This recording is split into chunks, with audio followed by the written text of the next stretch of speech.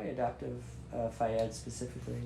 Right, and so adapted. So being in college here with the certifications that we have. So once I graduate, I'm going to be certified to teach health and Phi-Ed from K through 12, and then we're also going to have our license in adapted education as well. And so gaining these experiences with students with disabilities has been really rewarding for me, and it's something that I didn't have a whole lot of experience with before college here. So being able to work with them in the pool with adapted aquatics, being able to do my practicum experience working with students with disabilities, it's been a really good experience for me being able to work with students of all different skill levels, all different challenges, and it's just made me a much more well-rounded educator.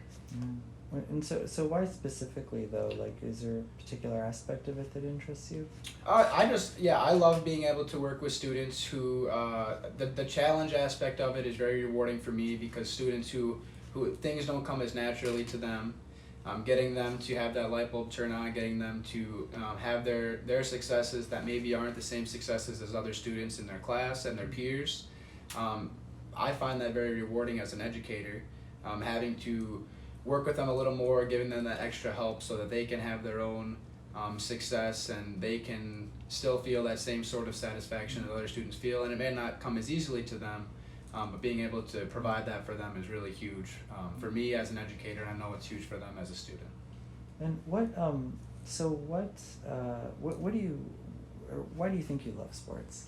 Why do I love sports? Yeah, and athletics. That's a loaded question. I could talk about that all day. I'm a very competitive person, and so whether it's me participating in whatever sport I'm doing, I'm going to give it my all. And so I just love the competitiveness, the culture that brings when you have everybody in a classroom going as hard as they can, trying to be their best, always trying to improve.